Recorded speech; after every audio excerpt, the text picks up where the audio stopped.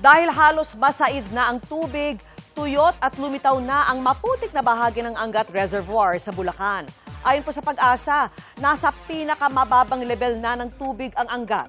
E paano na ang supply ng tubig lalo't meron pang El Nino? Nakatutok si Rafi Tima. July 20, 2026. Ayan na po yung kalagayan dito sa dike. Tuyot na. Sa bidyong ito nakuha ni Dehanyo Timbol kahapon, kita ang dulong bahagi ng Angat Dam sa Bulacan na wala ng tubig. Yan, nasa gilid na yan. Puro putik na yan. Nakatira lang malapit sa reservoir si Timbol kaya pansin daw niya kung gaano nakababa ang level ng tubig dito. Sa bahagi ng reservoir na meron pang tubig, kapansin-pansinaan niyang lumitaw na ang maputik na bahagi nito, nangangahulugang said na halos ang tubig sa lawa. Bumabar daw ng putik, ibig sabihin, bababaw ng bababaw yan. Hanggang sa matuyuan kapag walang bagyong dumating. Ngayon ko lang po naranasan yung ganitong bumaba ang dam. Dati hindi po ganito yung dam. Ewan ko lang po doon sa mga sinaunang tao kung na-experience nila yung ganitong pagbaba ng dam na to. Salos, dati hindi naman natutuyo itong tapat na to eh. Ayan. Kaya apektado na raw ang pangingisda sa lawa. Masyado na raw maburak ang lawa kaya delikado rin sa mga magtutungo rito. Kagabi, umulan daw ng 2 oras pero halos wala ito naging epekto sa level ng lawa kaya lalo pang bumaba ang tubig dito kumpara kahapon. Hindi sapat ang ulan para tumaas ang water level. Kailangan bumagyo ng mga 1 week o higit pa para tumaas ang tubig. Pero kung mga ulan-ulan lang, hindi niya kaya yung pataasin. Tumaas man konti lang pero bababa lang din agad pag ganito na ang panahon. Ngayong araw sumadsad pa sa 152.20 meters ang tubig sa Angat. Ayon sa Hydrometeorology Division ng Pag-asa, ito na nga ang pinakamababang level ng tubig sa kanilang record. Mas mababa na nga daw ito sa kanilang sukatan na hanggang 156 meters above sea level lamang.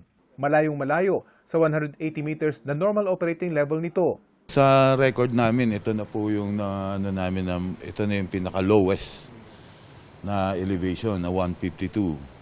Maaaring pag hindi pa umulan ng mga ilang araw, bababa pa po yan. At yun na yung sa monitoring namin, yun na po yung pinaka-lowest elevation ng Angat. Sang-ayon ng Pag-asa, kailangan maging tuloy-tuloy ang ulan sa lugar para madagdagan ang tubig sa lawa. Sa ngayon, meron po tayong tinitignan na may low pressure. Baka sakaling mag-develop siya as depression. At sa tingin namin, aakyat siya papuntang north. Yan po yung makaka-enhance ng habagat natin. Just in case na mag-develop siya.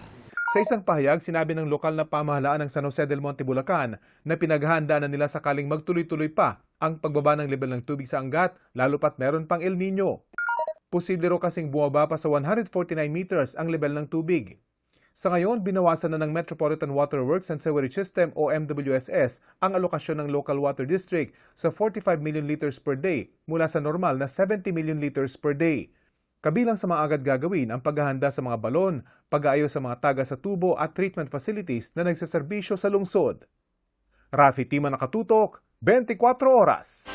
Ang COVID-19 pandemic ang naging mitya kung bakit ginawang tambakan ng basura ang ancestral land ng mga Aita sa Subic sa Zambales na itinampok sa eyewitness documentary ni Cara David.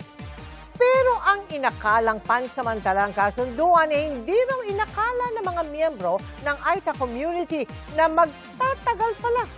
Ngayong nagkakasakit na mga miyembro ng komunidad, panawagan nila matanggal na o di kay matabunan na ng lupa ang basura sa kanilang paraiso.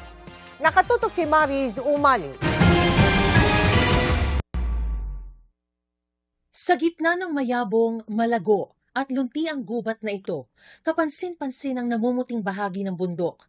Sa malapitan, ang namumuting bagay ay tambak-tambak ng basura. Ito ang kontrobersyal na dump site sa ancestral land ng mga Aita sa barangay na Ugsol sa Subic, Zambales na ibinunyag ng eyewitness documentary ng kapuso journalist na si Cara David. Ayon sa lokal na pamahalaan ng Subic, Zambales, 2022 pa raw nila pinatigil ang operasyon ng dump site dito sa barangay na Ugsol. At November 2025 naman daw tuluyang ipinasara ng DENR. Pero 2026 na. narito pa rin at nakatiwangwang ang gabundok na basura. Ang pamilya ni Gwen Pulagay nakatira raw noon sa paanan ng ginawang dump site.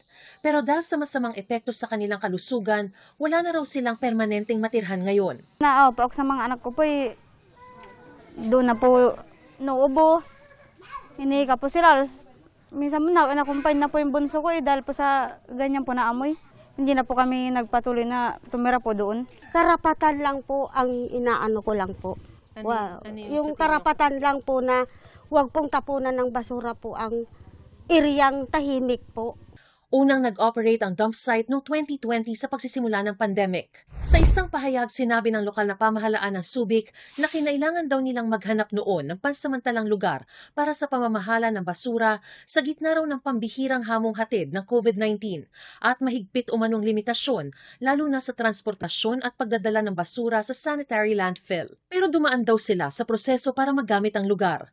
Ang pansamantalang paggamit ng lugar noon ay may pahintulot ng pamilyang Tenoria na may karapatan sa lupa. Gayon din ang Tribal Council ng Aita Ambala at ng mga opisyal ng Barangay Naugsol. Ang mga basurang naitapon noon ay nasegregate na ng bawat barangay bago din nila sa lugar. Kaya wala naman itong mabahong amoy at hindi na ring pinamumugaran ng mga langaw. Sang-ayon dito ang tribal leaders na nagbigay pahintulot noon sa lokal na pamahalaang gawing dump site ang Barangay Naugsol.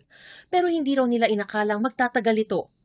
Yung pagpayag po namin, parang pag-concern din po namin sa buong Subic. Kasi buong Subic po yung top na basura po ng buong Subic, yan inilagay dyan. Hindi naman namin po alam na tatagal. Wala kami magagawa kasi doon din po kami nanghihingi po ng tulong po sa kanya. Kumbaga, pansamantala lang po kasi nagkataon na pandemic yun, ma'am. Yun po yung nahingi na tulong ni Mayor. Kinumpirma ng National Commission on Indigenous Peoples o NCIP na bahagi ng ancestral domain ang lupang ginawang dump site at may karapatan sila sa lupang kanilang pag-aari. Pero giit ng NCIP, While we recognize po if na-compel man po ang LGU na doon dalhin yung basura ng kanilang municipality, sana po na-consult po ang aming opisina para nakita po kung pumayag talaga, lalo na yung tribal leaders. ang pamilya Tenoria naman na tinutukoy ng lokal na pamahalaan ng Subic, sinasabing sila ang nagmamay-ari ng lupa, sa kabila ng sinasabi ng NCIP na ito ay ancestral land. Na ipanalo po namin sa kaso po yun, ma'am. Kasi area po namin, ma'am. Kami po nag-improve, ma'am. Kumbaga, yun yung hinaano lang namin na karapatan na mapayagan ng munisipyo, ma'am. As far as our office is concerned po, wala pong record dito na private property po yan. At covered po yan ng ancestral domain. So, ang community po ang may-ari niyan. Pero sabi ng DENR, kahit may usapan na ang pamahalaang lokal at mga may-ari ng lupa, may tamang panuntunan sa pagkakaroon ng open dump site. Open dumping per se, kahit sa pribadong lupa po yan, or sa lupang pagmamayari ng lokal na pamahalaan o ng national government, hindi po pinapayagan ng batas. Tanging hiling na lang ngayon ng mga Aita Ambala. Gusto na po ng mga tribo namin na yung mga basura po dyan ay tanggalin na po dyan. Kung hindi na po kayang tanggalin, napag-desisyonan na po ng buong tribo na tabunan na lang po ng lupa. Ayon sa lokal na pamahalaan, unti-unti na nilang pinapatupad ang safe closure and rehabilitation plan na una na nilang isinumite sa DENR. Unti-unti ring nililinis at inaayos ang dating dam site ayon sa kakayahan at pondong mayroon ang lokal na pamahalaan. Magmula nga po nung nagkaroon po ng order ang DNR. Siyempre po, hindi naman natin po pwedeng hindi susundin yung order. Hanggang sa naglagay na nga kami ng mga bantay dito sa baba para bantayan po kung wala pong makalusot na magtatapon.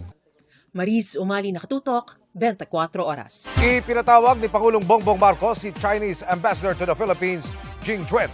Ayon kay Palace Press Officer Claire Castro, ang pulong ay kaugnay sa nangyaring pananakit at pangahataw ng kahoy na baton ng ilang China Coast Guard personnel, kaya nasugatan ng 2 sundalong Pilipino. Wala pang ibang detalye na inilalabas patungkol dito. Samantala, sa opening ceremony ng 59th ASEAN Foreign Ministers Meeting, Binigyang tingin ni DFA Secretary Teresa Lazaro ang halaga ng paggalang ng mga bansa sa soberenya ng isa't isa. Anya, huwag pang himasok sa mga panloob na usapin at idaan din sa mapayapang paraan ng pagresolba ng hindi pagkakaunawaan.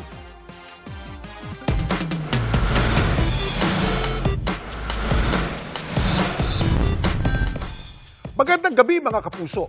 Ako po inyong Kuya Kim na magbibigay sa inyo ng trivia sa likod ng mga trending na balita. Isang pisil pa lang sa napakalita kalamansi, mangangasim ka na. Paano pa lang kung ang dumoble o tumriple ang laki? Gaya sa mga bunga ng puno ng kalamansi ng isang negosyante sa Bicol. Bakit kaya lumaki ang mga ito? Marami sa mga luto at sausawan natin mga Pilipino. Kulang kung wala ito. Ang maliit at napakaasim na kalamansi. Kaya naman si Paul nang magtayo ng kainan sa kanilang bayan sa Bato, Camarines Sur. Nagtanim ng puno nito. Para hindi na kami bumili ng kalamansi, yun na yung ginagamit namin para sa aming tindahan. Normally, ang na-harvest namin sa kanya ay yung mga typical size lang po talaga ng kalamansi. Pero nanlaki raw ang kanyang mga mata. Nang ang puno ng kanilang kalamansi, naging ganito kalaki ang mga bunga. May mga bunga po na doble na yung size. May triple na po yung yung size niya compared sa regular size ng kalamansi. Nagulat po kami, nagtry kaming pumitas ng isang bunga tapos marami siyang juice. Hindi raw mawari ni Paul kung bakit biglang lumaki ang mga bunga ng puno. Ngayong January and February 2026, maliit lang po talaga yung bunga niya, kalamansi lang talaga. Nagulat kami, yung June, July, lumaki yung ibang bunga. Wala po kaming nilalagay na abono po, na chemical. Nilalagay kasi namin yung mga balat ng prutas, ng pakuan, ng mangga. Parang ginagawa namin compost direkta dun sa ilalim ng puno. Bakit kaya dumoble o tumriple ang laki ng mga bunga ng kalamansi ni Paul? Kuya Kim! Ano na? Ang kalamansi madalas na ihambing sa lemon o lime. Pero ito'y ibang uri ng citrus. Pinaniniwala ang hybrid dito ng mandarin orange at kumquat. Kilala din to sa tawag na kalamundin at Philippine lime. Maliit man, siksik naman to sa sustansya. Mayaman to sa vitamin C at iba pang mga antioxidants. Ayon naman sa isang botanist, may iba't ibang posibleng rason daw kung bakit dumoble ang laki ng mga kalamansi ni Paul. First is yung variety. Maaaring hindi talaga siya truly na kalamansi. It can be other citrus species. Pangalawa is yung soil fertility. Maaaring na because of enrichment of the soil. Kaya ganun. Kasama din po yung water adequacy. Pwede din po yung other factors just like yung fruit thinning. Ibig sabihin, hindi lahat ng flowers ay nagde-develop into a fruit. Maaring nakaka-apekto rin daw sa bunga nito ang mga nilagay ni Paul na organic materials. Pwede po na nakaka-enrich siya particularly siguro ng nitrogen kasi yun din po ang primary involved doon sa fruit development. So pwedeng yung ginawa niyang paglalagay ng organic materials, doon po nakita yung effect ng soil enrichment sa pag-develop ng malalaking fruits. Safe naman po kainin yung bunga. Pero alam niyo ba kung anong lalawigan sa Pilipinas ang tinuturing na Calamansi King? Mga kapuso, welcome to Oriental Mindoro, ang tinuturing na Calamansi King ng Pilipinas. Ayon sa datos ng PSA o Philippine Statistics Authority, ang lalawigan ng Oriental Mindoro ang top producer ng kalamansi sa buong bansa. Noong nakaraang taon, may 36,000 metric tons ang total volume of production ng kalamansi ng Oriental Mindoro. Katumbas yan ang may 30% na kabuang produksyon ng kalamansi sa buong bansa. Samantala, para malaman ng trivia sa likod ng viral na balita, i-post o i-comment lang, #Kuya Kim, ano na? Laging tandaan, importante ang may alam. Ako po si Kuya Kim at sagot ko kayo 24 oras. Mga kapuso, sa gitna ng mga pagsubok, hindi nawawala ang mga pusong handang magbahagi ng tulong at pag-asa. Ngayong araw, lubos kaming nagpapasalamat sa isang Japanese company na nag-abot ng donasyon para sa mga nilindol sa Mindanao. Sa ikatlong bugso ng pamamahagi ng tulong ng GMA Kapuso Foundation sa mga naapektuhan ng magnitude 7.8 na lindol sa Soxargen, nagbigay ng 30 million pesos na cash donation ang Nitori Holdings Company Limited. Nag-donate rin ang Nitori Philippines ng 2 20-foot container van na may laman ng mga brand new beddings, housewares at mga damit na nagkakahalaga ng 7.5 million pesos. Ang mga donasyong ito ay idinaan sa Office of the First Lady sa Malacanang at sa Department of Tourism, kasama ang Department of the Interior and Local Government sa pagtukoy sa mga benepisyaryo upang matiyak na makakarating ang tulong sa mga pamilyang pinakamatinding naapektuhan ng lindol. Ang donasyong ito ay formal na itinurn over sa GMA Kapuso Foundation at tinanggap ni GMA Network Senior Vice President at GMA Kapuso Foundation Trustee Annette Gozon Valdez. Nitori is the biggest lifestyle company in Japan. Pareho tayong bansa na maraming disasters there. And they're especially compassionate for victims like them. 大統領の方にそういうふうに申し込みましたら、政府の方から、こちらの、GMA の方に、推薦して紹介していただきまして、安全に、皆さん行き渡るということをね、確認しましたので送らせていただきました。Gagamitin ng GMA Kapuso Foundation ang cash donation sa pagpapatayo ng mga temporary shelter pods para sa mga pamilyang may totally damaged houses sa Malapatan at Alabel, Sarangani, Jose Abad Santos, Davao Occidental, Barangay San Jose sa General Santos City at Tupi sa South Cotabato. Nagpapasalamat tayo and we promise that we will execute their donation to the best of our ability at serbisyong totoo talaga ang gagawin ng Kapuso Foundation.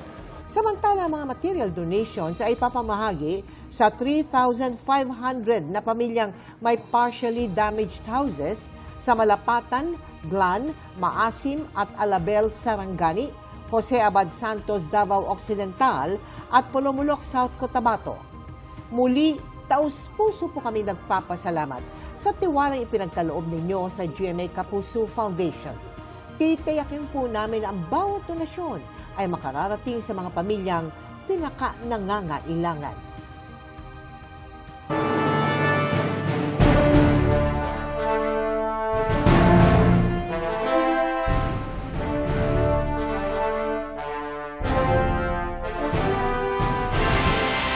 Taong-taong hindi nawawala sa listahan ng mga isyung dapat tugunan ng gobyerno ang mataas na presyo ng mga bilihin.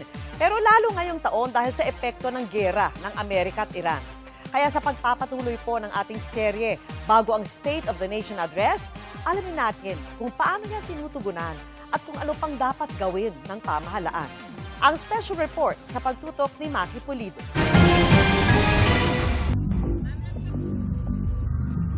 Lalong dama ngayong Abril ang pagmahal ng mga bilihin. Bumilis pa lalo ang inflation. 7.2% ang inflation rate. Sa mahal ng mga bilihin, kaya pa ba? Hindi na po. Kasi sa dami po ng gastusin, kailangan po kakayanin eh. Ganun po talaga. Hirap ng buhay po ngayon, talaga kailangan malakas na katawan.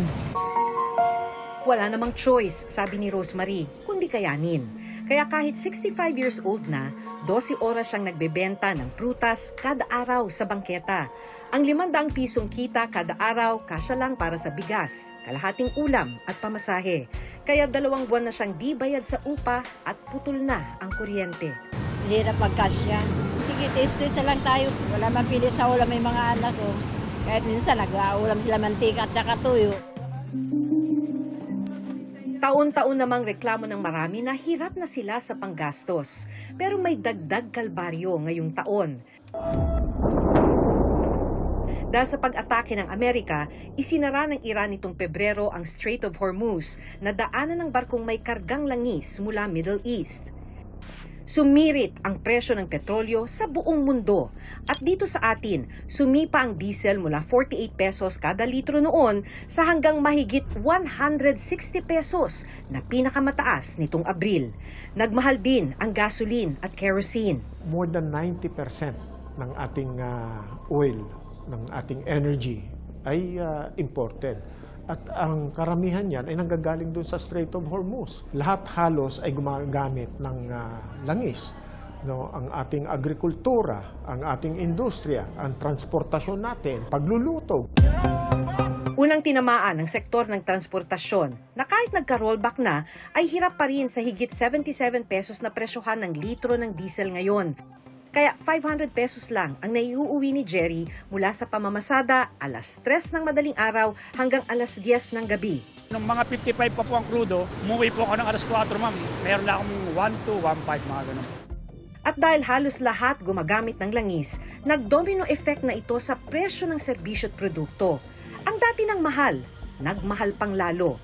Noong Enero, nasa 2% ang inflation o bilis ng pagmahal ng serbisyo at produkto. Pero simula ng magkagera ay bumilis ito hanggang pumalo sa 7.2% nitong Abril. Pinakamataas yan sa loob ng 3 taon.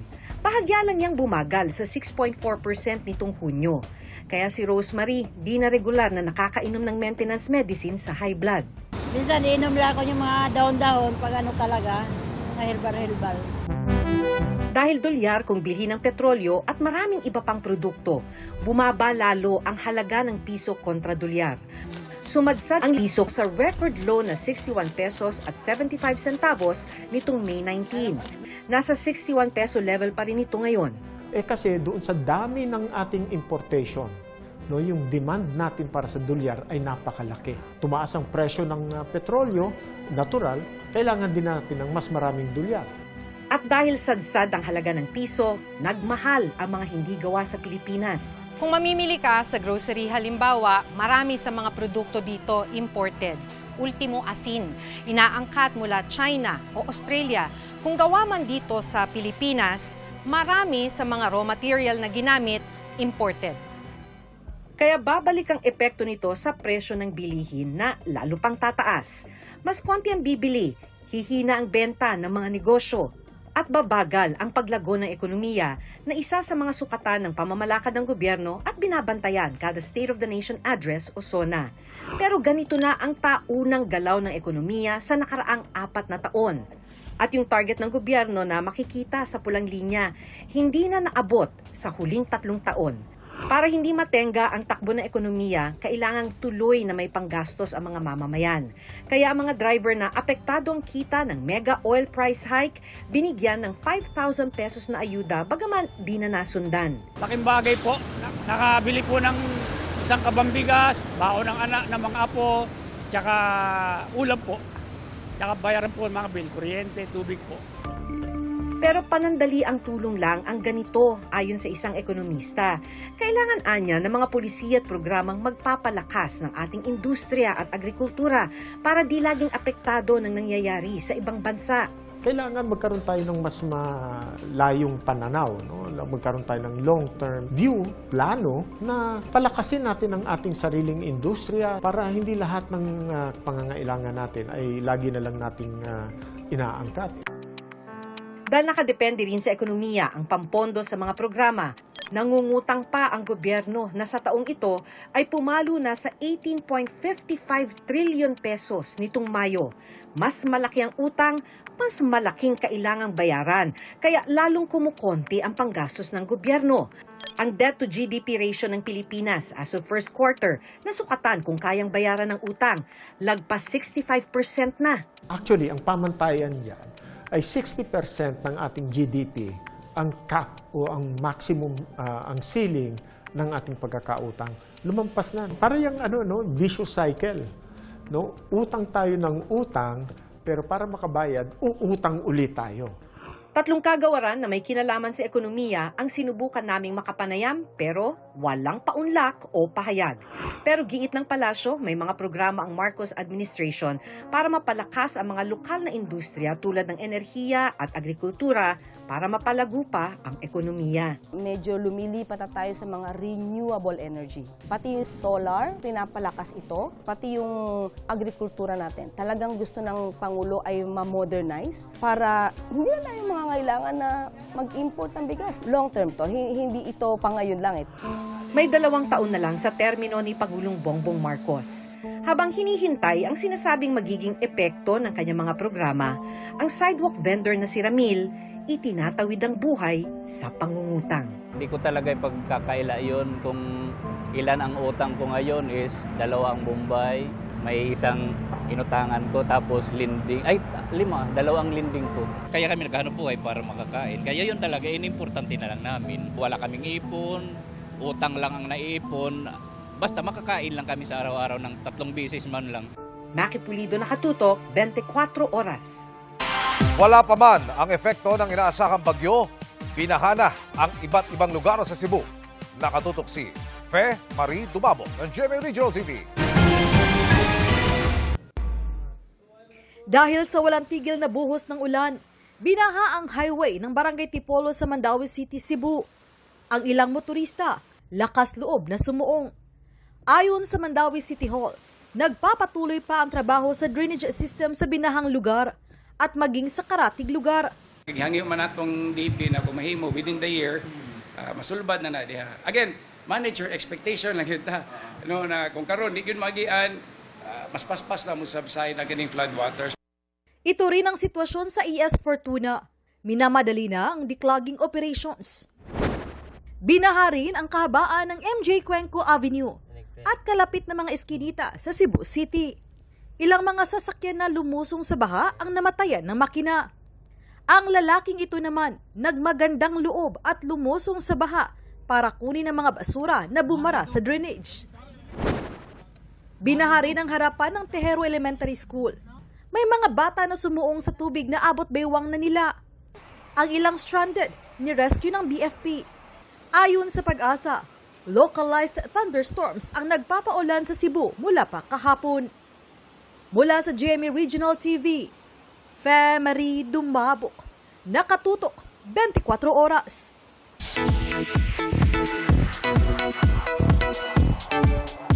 Hindi lang serving face card, talagang pinapatunayan ni Jillian Ward na siya ang star of the new gen.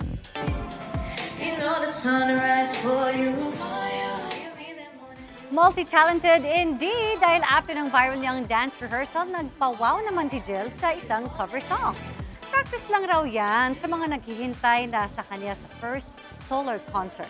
Na reschedule man ang concert to December 8, tuloy-tuloy ang paghahanda ni Jill para makapagbigay ng best show. A little teaser ang pasabog na photoshoot ni Jill. Dark but sophisticated ang looks ng The Clash Teens judge. A week after her intimate wedding na ikinagulat ng kanyang fans, seems like at her happiest. Si Kapuso star Bea Alonzo.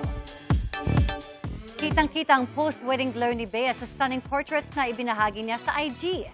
New season ang caption na ikinatuwa ng fans.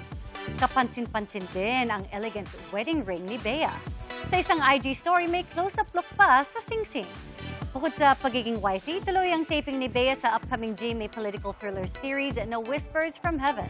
Makakasama niya sa serye sina Tom Rodriguez, Marica Reyes at Jason Avalos na ididirect ni award-winning director Zig Dulay.